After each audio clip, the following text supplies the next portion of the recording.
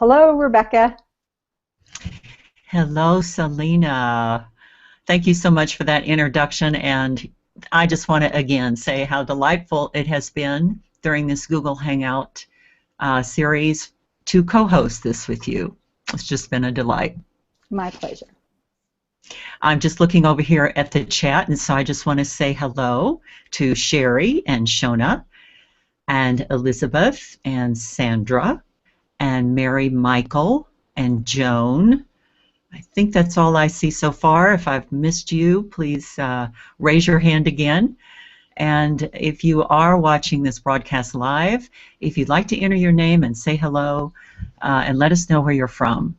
And, you know, Isabel and I are going to be in a discussion a little later in the broadcast. And if you have any questions that arise, we really welcome them. All you have to do is post them in the chat. Selena can, you know, get our attention and just go, hey guys, we have a question here, and be happy to address it. Also, if you have a comment as well, both are very, very welcome. Isn't that the fun thing about Google Hangouts? I mean, we're just kind of hanging out here, right? I mean, that's the way I look at it. We're hanging out. Well, I want to welcome all of you, including those that are perhaps new for the first time to this Google Hangout series. This is a bonus Hangout. This series began as a 4-part teaching series, and the teaching series is called From Sacred Calling to Sacred Ambition, What It Takes to Manifest Your Vision in the World. And I just decided at the end, you know, this feels a little incomplete to me.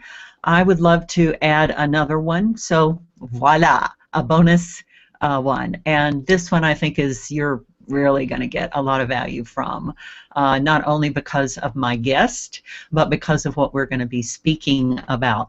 But before I go to that part, I want to just say a few words about the teaching series that came before this one.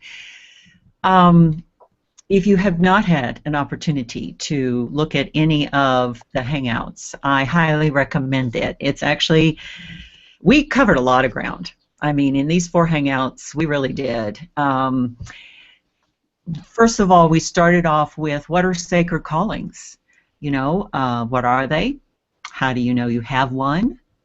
How do they show up? What are the challenges around them? And in those 2 calls, I actually had people on the call that spoke from their own experience of sacred callings. These were people that are a member of our Facebook group, Sacred Calling to Sacred Ambition. I want to say right now, if you'd like to come join us, please just find us on Facebook, and we will open the doors wide to you. It's quite a lovely group of people, and I call them your Sacred Ambition world leaders, servers, world servers, and visionaries.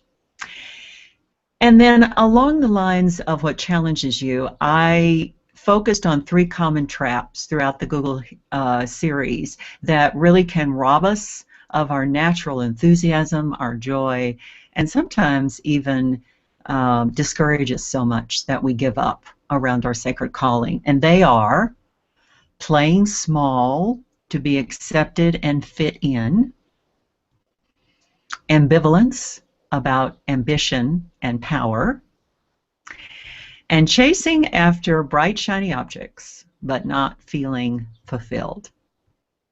I want to say in those Google Hangouts, I go into more teaching around that, the ways that it can show up for us. I think it's important to talk about these traps, these challenges to us, because quite honestly, the sacred calling to sacred ambition is unique. Not everyone is doing it.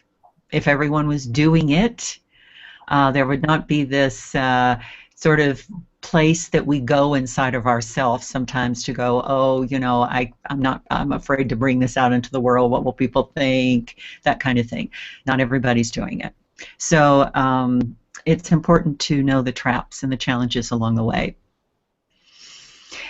And then during the Hangout series, I also had 2 guests on that will actually be sharing the stage with me in August 6th, 7th, and 8th at my event, Your Sacred Ambition, Lead from Your Divine Power, so you can do well while doing good.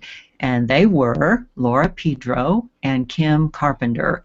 And Laura will be talking about how to really ground that vision, that sacred calling, with best practices and business strategies that really work for those of us who are coming from that sacred calling.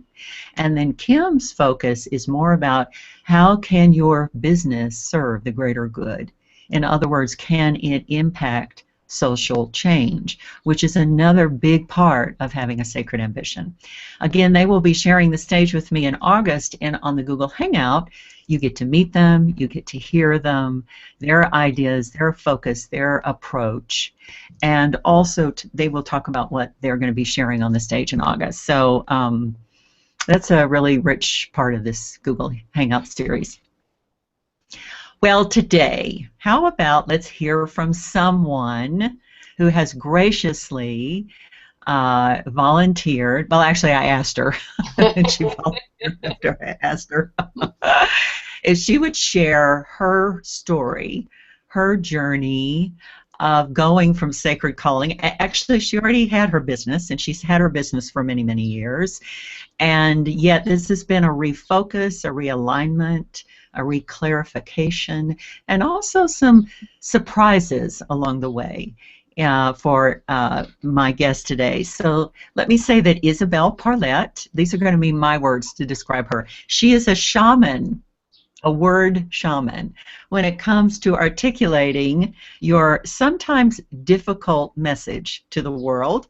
Her business is called Soundbite Shaman, but believe me, she goes way beyond the soundbite.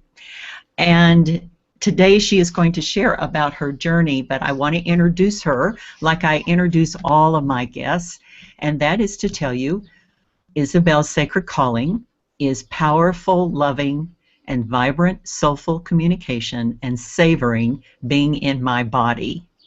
And her sacred ambition is to be a living model of vibrant, soulful communication who inspires others to feel and express their most potent truths. Welcome, Isabel. Thank you, Rebecca. Happy to be here. It's great to see you. Looking good. Thank you. Well, let's start off. I have my opening question, and then we'll just go from there. Share with us what was going on for you, Isabel, in your business and in your life where you wanted to explore more deeply your sacred calling and your sacred ambition. So in some ways, I wasn't in a place of difficulty or turmoil. I had worked quite hard to create the six-figure business that I have, and was very proud of everything I had created in my business. And just, before you and I began working together, Rebecca, I'd say a couple things happened. One is I knew on some level that something new was meant to come forward. But I kind of had that experience, and I'm sure some people on the call here have. I kind of wanted to force it. I was like, something new is coming. Like, let's make it come forward. And I remember that feeling of wanting, and I knew it was about a bigger picture of my work, that my work wasn't just about, hey, let's have more soulful business communication, although that is a big part of what I do. And I knew that there was a bigger story about expressive power, but I just couldn't see it. I couldn't feel it. It was just like, bleh. And so when I started working with you, I had sort of accepted that I couldn't force it, right? I couldn't force this thing forward. And the only thing I know to do when I know something new is coming and I can't see it yet is to sort of clear space, right? To kind of just sort of be present in the moment, see what's alive, see what isn't alive, and just allow something to happen. So I was kind of in that place. I was beginning to back off from being as driven about my business. I was really yearning for more room in my life for me. I like to say I wanted to shift from being a business person who sort of squeezed some life in around the edges to a person who has a life that includes a business. So I was kind of in that stage, and so when I heard you starting to talk about this idea of spiritual emergence, and it just caught my ears. I mean, I've really been on a path to purposeful business since I think I graduated from college. I've been pretty focused and pretty driven about why am I here, what am I here to do, what's the next totally illogical leap that I'm supposed to make. And I just was like, yeah, I wanna connect. I want more of who I am to come forward, because as lovely as my business is, and I've said for a long time, my business gives me more moments of grace than I almost feel any one person deserves. But I just sensed there was a way I could be using my gifts to have greater impact in the world. Mm-hmm. Mm-hmm. Well, I love what you say. You wanted more of you. You wanted to live a fuller life of you, which is really one of the big keys, isn't it? And I know you've discovered this along the last 18 months we've been working together, that it's really the inner journey that Sacred Callings to Sacred Ambitions are all about. Maybe you could speak about that, because let me just say that I've been speaking to a lot of people over the last couple of months around this whole thing, Sacred Calling to Sacred Ambition, people that are checking out the event. People are saying, I wonder if I need to be there. I'm trying to decide whether or not I want to come. And, when those that say, yes, I need to be there, that just thrills me. And then there are those that go, well, but yeah, I need to have all my business strategies in place. I need to learn how to get myself out there. I need to get my signature talk down. I need to, have my elevator speech and this kind of thing. And I just kind of go, well, yes, that is part of it.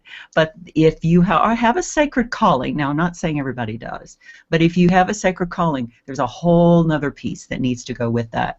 So would you address that? Yeah. So in some ways, I think when I was working with you, Rebecca, I was really just imagining, we're always naive, right? I just thought, I've done all this inner work, right? I'm a highly evolved human being. And so, we're just going to do like a little bit of this or that, and then suddenly the vision's going to come in, and then I'll just do what I'm familiar with, which is really, I'm a good business strategist and implementer, and I'm good at follow through and all of that. So that was sort of my vision of what was going to happen. And we began by doing some clearings and some balancings, and I think the first thing I saw that really opened up for me was a reconnection to younger parts of myself, right? I was going to say older because they were longer ago, but opening up to like my past. I think right after we started working together, I had a trip back to New York City where I'd lived for 13 years and lived most of my 20s, actually all of my 20s, I think. So it was, and I hadn't been back for 12 years. So there was this, connecting with people from my past and feeling these sort of younger parts of myself sort of starting to wake up and kind of go, hey, here we are. With all this business, you've kind of forgotten about us. And then I've also been working, prior to this, I've been working on a memoir.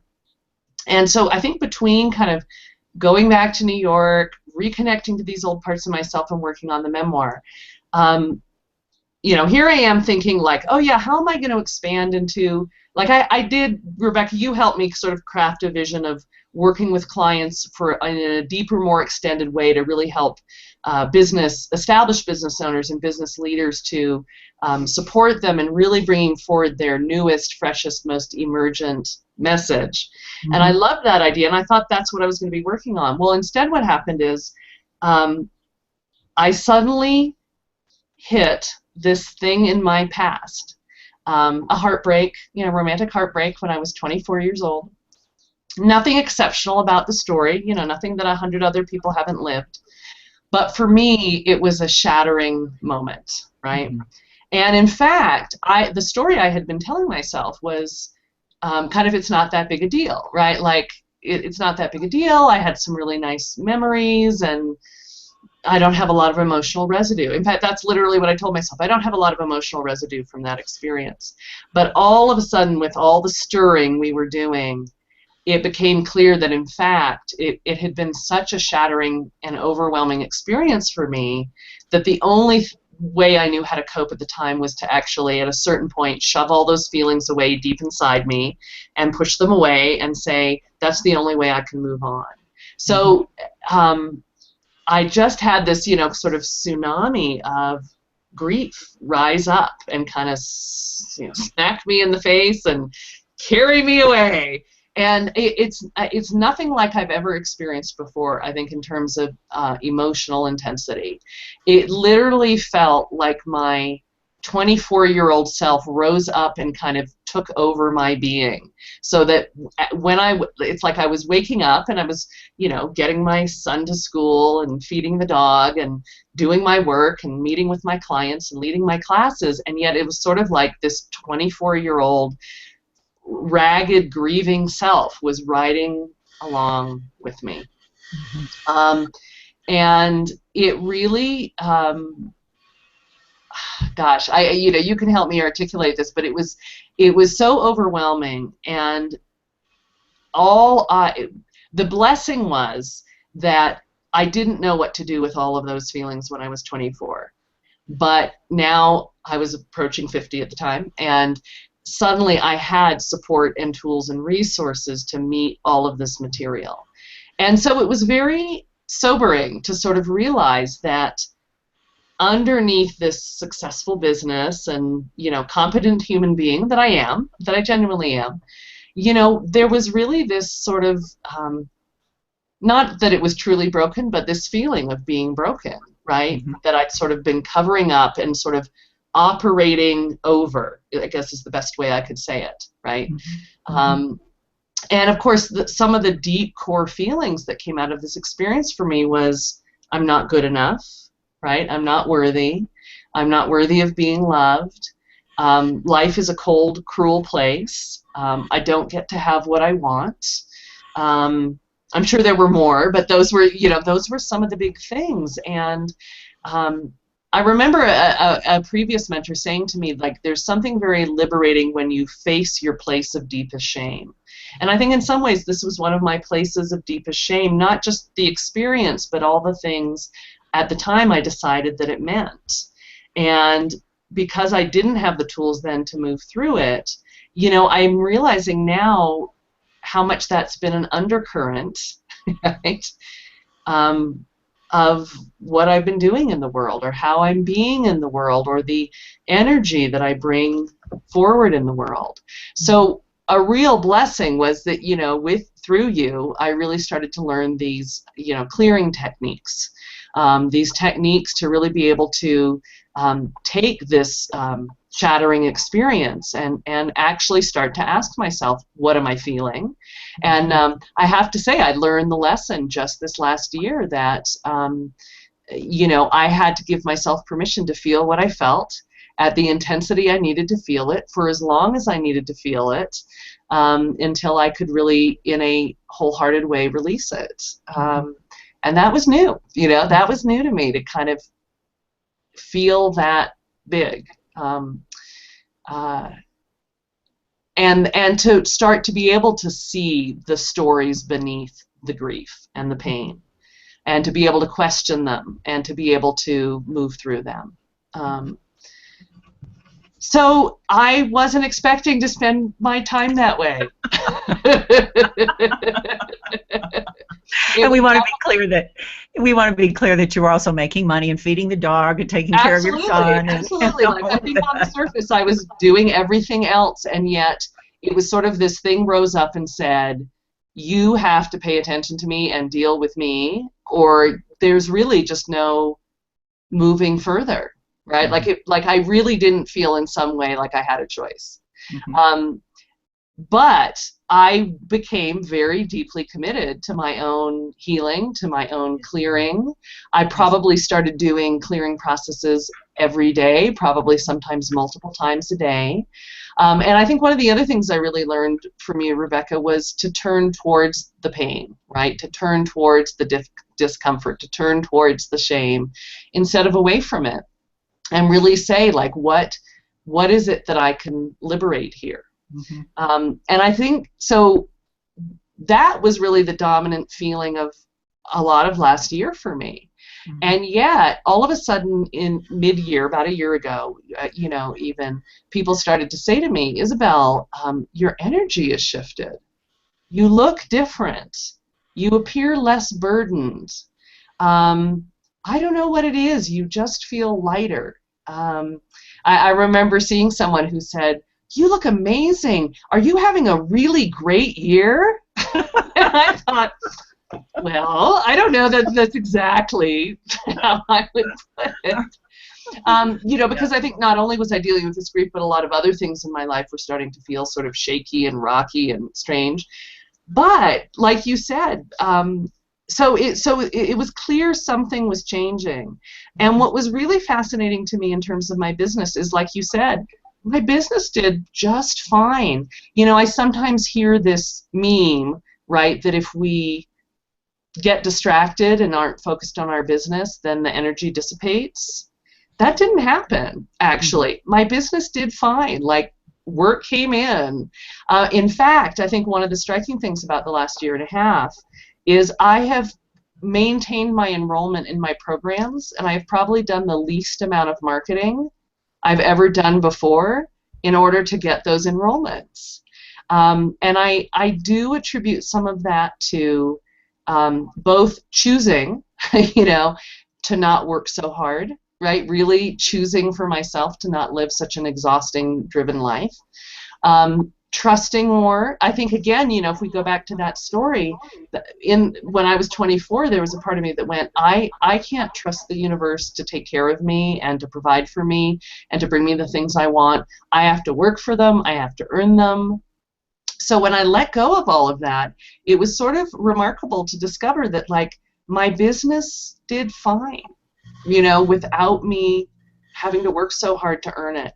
And I also know that when I showed up less, I did less activity, but when I did show up, say, on a preview call, again, I just had a different quality of presence. I was much more grounded in who I was, in loving and accepting myself, in knowing the truth of what I was sharing, not from in a zealous way, but just in a owning and embodying what I knew to be true, and wanting to make that available to people, and then probably having the least attachment ever to whether they signed up with me or not. Right. Mm-hmm. So it was very interesting. And then in terms of expanding into new clients, it's not that I did nothing, because I didn't do nothing. But I really did these, like, little micro steps, where I just went, let me beta test this new idea with someone, just so I can get it up and running and see what it's like. Oh, cool, so now I have a felt experience of this new offer.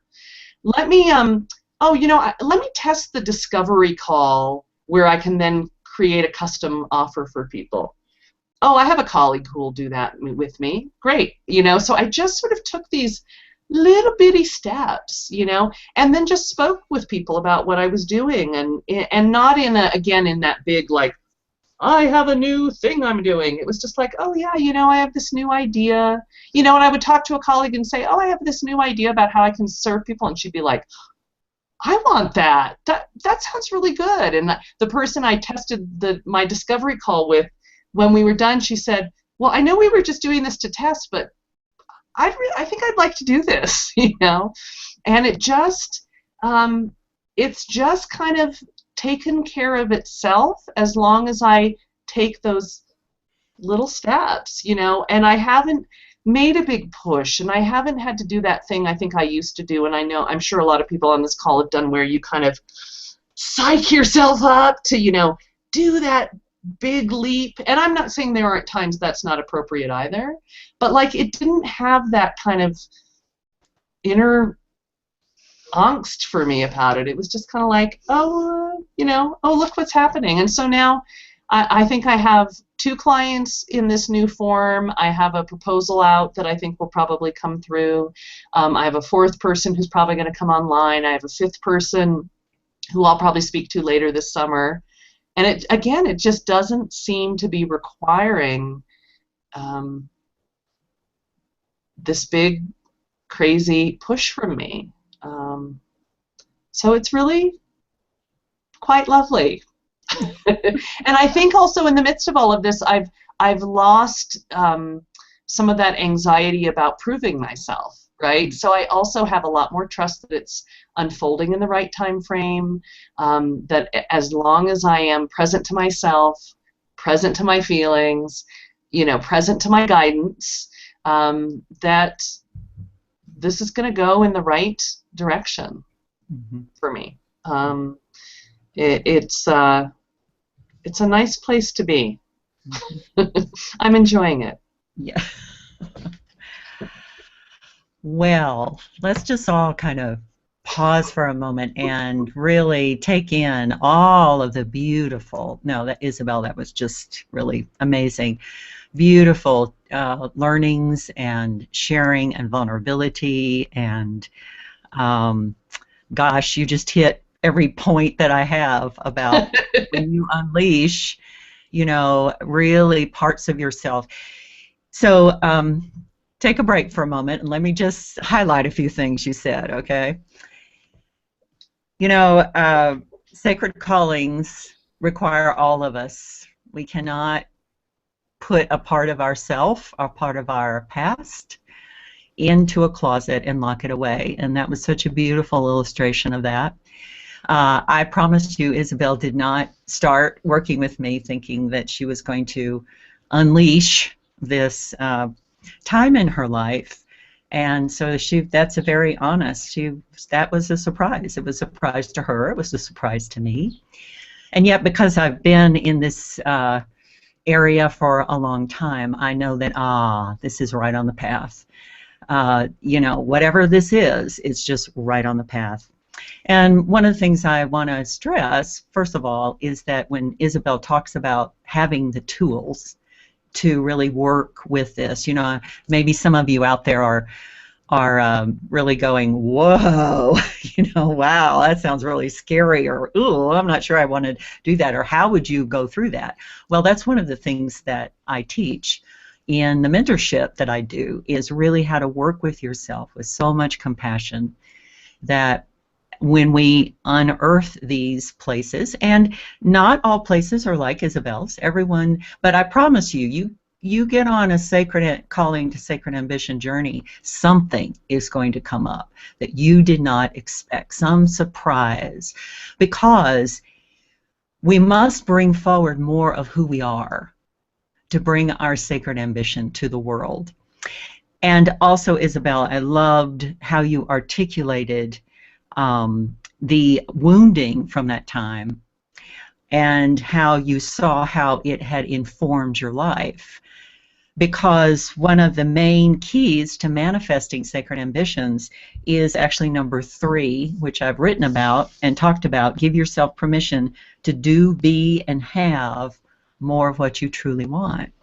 And if we have a belief inside that we don't deserve to have what we want, or we're never going to get what we want, hello, that is really going to inform us in a deep way.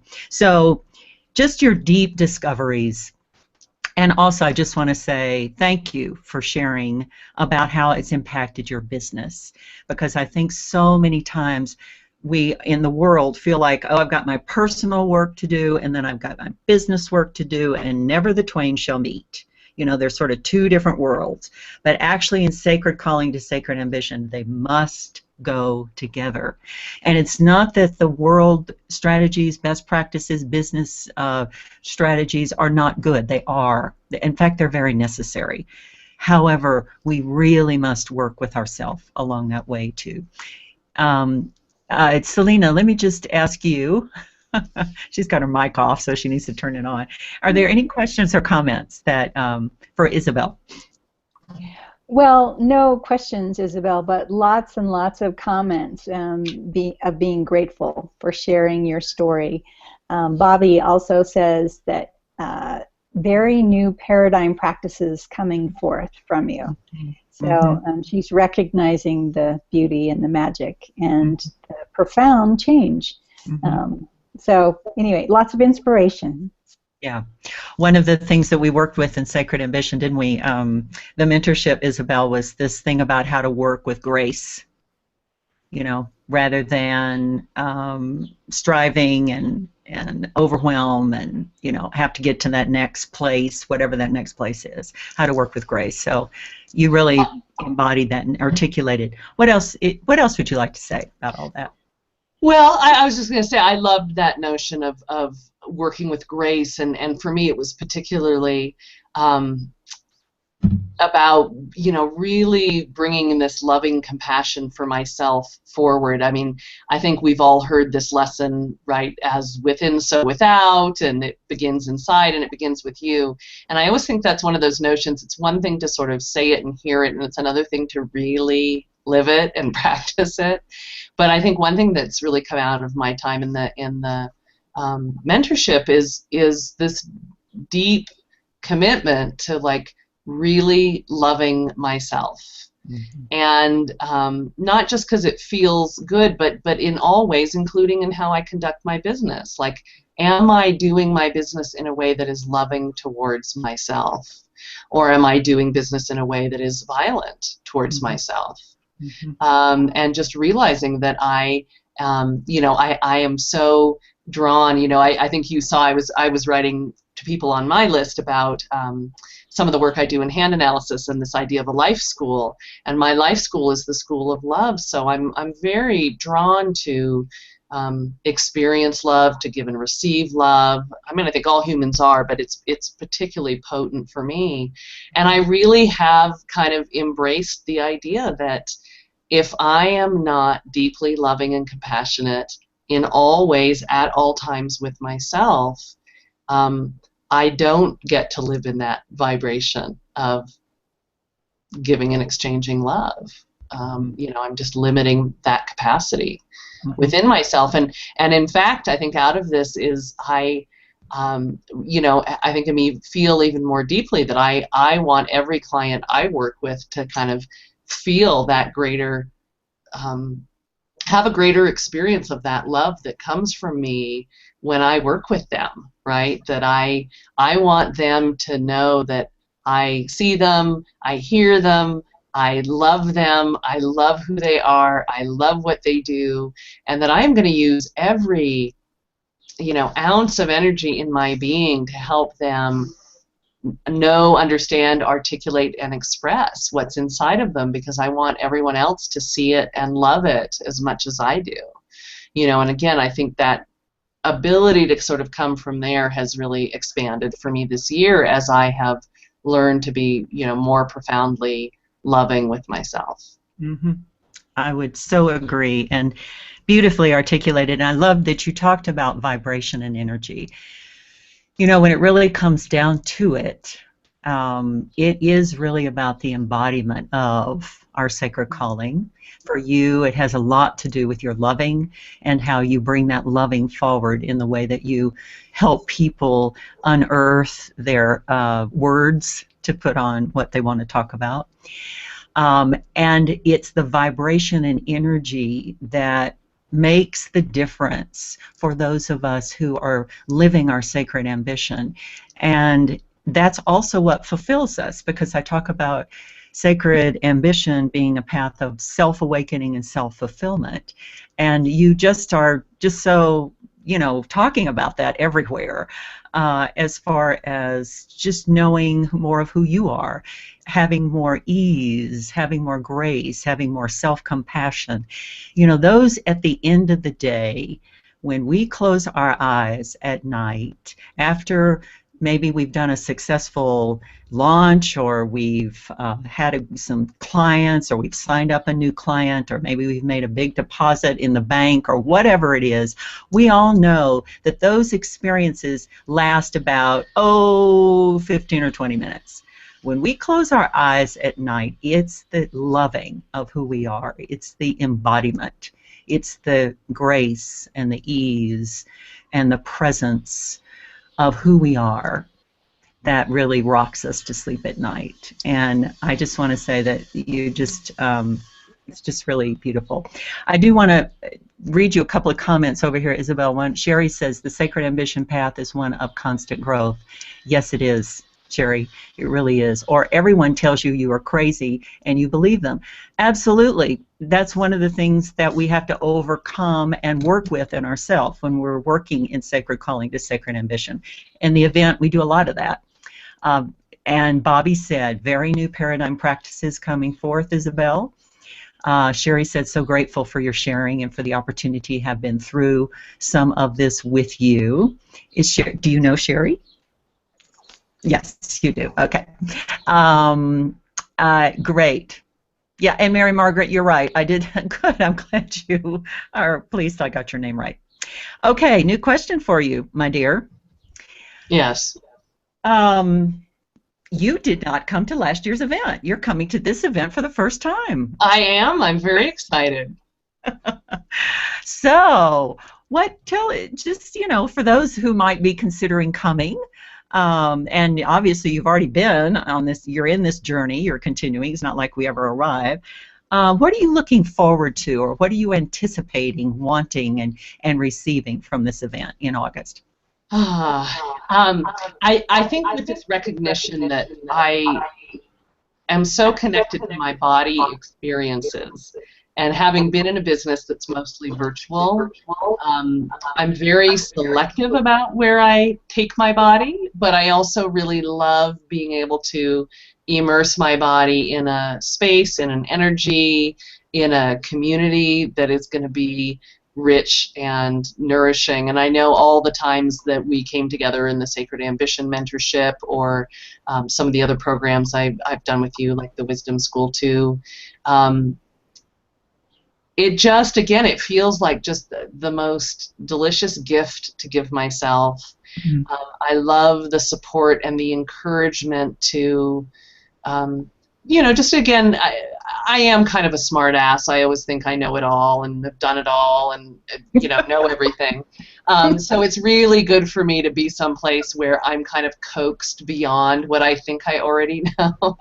And I'm invited to look at and explore or be with myself in some deeper way. So those are all the things I'm really looking forward to.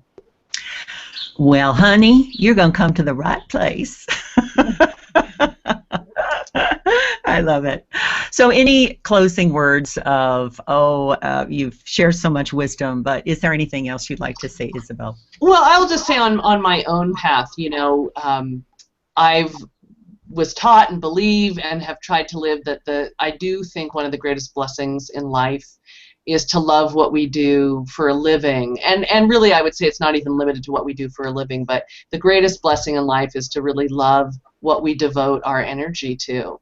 And so I just have personally experienced that there's nothing more joyful than knowing myself better, seeing myself more clearly, separating what matters from what doesn't, and being sort of loved and encouraged to be more of that. So I just, want to send that wish and that blessing for everyone, however it looks, whatever path you choose to just, continue to give yourself that gift of being seen and being loved and being nurtured and being encouraged forward with, what's most precious to you.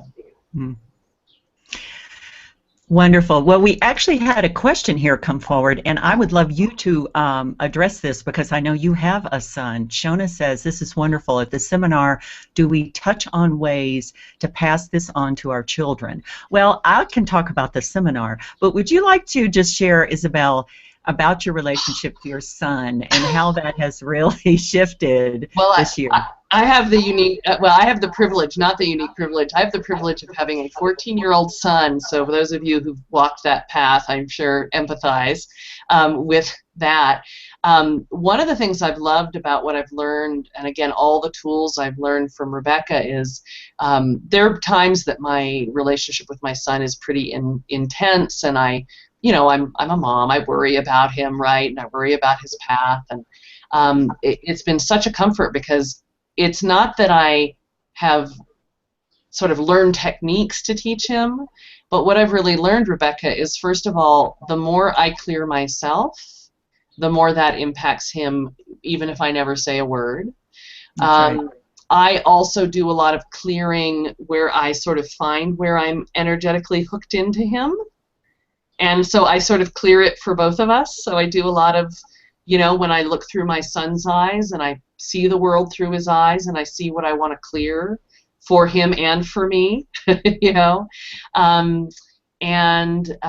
So I think more than anything, it's just been knowing that every bit of clearing I do for me is a legacy for him. It changes how I am with him. It changes what he senses and feels within me, and it changes, I think, on an unspoken level, what he understands is possible for himself. Yes. Thank you. And I'm going to say all those clearing techniques that Isabel talks about, you learn in the mentorship, and we begin them at the event. So I just want to say we start there. Well, my dear, I just cannot thank you enough for saying yes when I asked you to do this. You're welcome.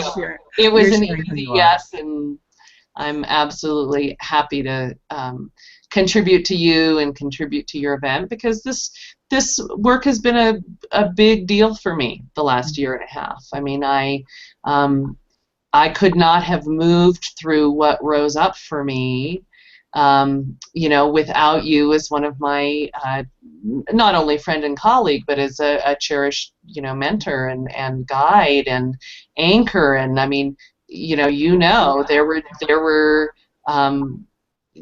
gusts of tears and sleepless nights and emails shooting out to you, blah, and just I couldn't have stayed the course to dive in and get the richness I got without having that support and that guidance. So I'm delighted to help other people decide if this is something they want. Yes, yes. Well, this has been quite a rich bonus call. So those that are resonating out there, I just want to say, I'll talk a little bit about registration now. Come and get it. Yeah, come get it. Right. So if you'd like to just say your appreciation to Isabel or your thank you very much, go ahead and do that on the chat. And we're going to say bye for now to Isabel. Bye. And I'm going to just talk a little bit more about this event. This will be the last Google Hangout in this series. Actually, on Sunday, this is just a little personal aside, I'm getting on a plane and flying to the south of France for 2 weeks. Sacred callings call you to different places, different things, surprises. And this is a surprise to me that I need to go to the south of France. I got the call back in January. This particular tour with this particular person was coming up, and I read it and I just said, I have to be there. So there's a bit of a mystery to me as to why, but I hope to share short little videos and little postings when I'm on my 2-week Sacred Calling pilgrimage in the south of France. So please watch for them on Facebook, and if you're on my email list, you'll get them there. And we'll see. I have an idea, but we'll see. I'm staying open to possibilities. So I want you to stay open to possibilities and consider coming to this event in August 6th, 7th, and 8th. That's a Thursday, Friday, and Saturday at the Tamiya Hyatt outside of Albuquerque, New Mexico. Coming to New Mexico, first of all, is a treat. And being in a place where there is unlimitlessness all around you really enhances the experience of what we do in the event. Here in New Mexico, you can see forever. The sky there is no ceiling to the sky. It is vast. The beauty is all around you. And when we immerse ourselves, Isabel talked about where she puts her body. When we immerse our body into that kind of environment, then all kinds of manner of opening begins to happen. And especially also when you gather with others that, like you, are following some kind of deep heart stirring and really want a place where you can feel it, you can articulate it, and you can claim it, and you can be witnessed in it, and it's safe. So this 3-day event is like no other. Someone asked me the other day, well, is this a networking event? Well, if you want it to be, but that's not what it's designed to be. It really is designed to be a 3-day inner journey with you and your great work. Of course, there will be opportunities for you to share what you do with your fellow attendees. But this is really a time for you. And quite honestly, your work, your great work, is worth it. And so are you. So the price right now for this event is $297, and you can bring a friend along for $97, and that price will be good until July 11th. So you can go to my website, RebeccaESkeele.com. All you have to do is just enter that, and it'll take you right to the event page. There's some other bonuses that come along with the event, which you will hear about if you register. One of them is a horse day, a VIP horse day. Horses are very beautiful beings in this kind of work of authentic empowerment and vulnerability and presence. And so we do for those that want to, a day with the horses before the event starts. This is an add-on. It's extra. You don't have to do it, but it is still available. We have a few spots left. And there's some other things. I'm not going to tell you right now. There'll be surprises if you register. So I just want to end today's Google Hangout by again thanking my co-host. Yay, Selena! Thanking my co-host. Thank you, thank you. This has been such a pleasure to work with her. Anyone out there who would like to jump into Google Hangout land, I really recommend her. She is quite professional and also delightful to work with. Thank you. So from Selena and from me and let's see if there's any other comments that I want to read. Let's see. Sherry says, Isabel, it is your confidence that draws people close, and then your layers of love keep them coming back. Absolutely. And yes, we do practice a lot of clearing tools at the conference. And Shona says, I can't wait, and I have to know Shona is coming to the event. Yay! And also, I know several of you are also coming to the event. You are welcome, Sherry. I'm so glad you participated in our chat. So from Isabel and from Selena and from myself, if this event is calling you, I really want to see you in August. Bye for now. Bye-bye.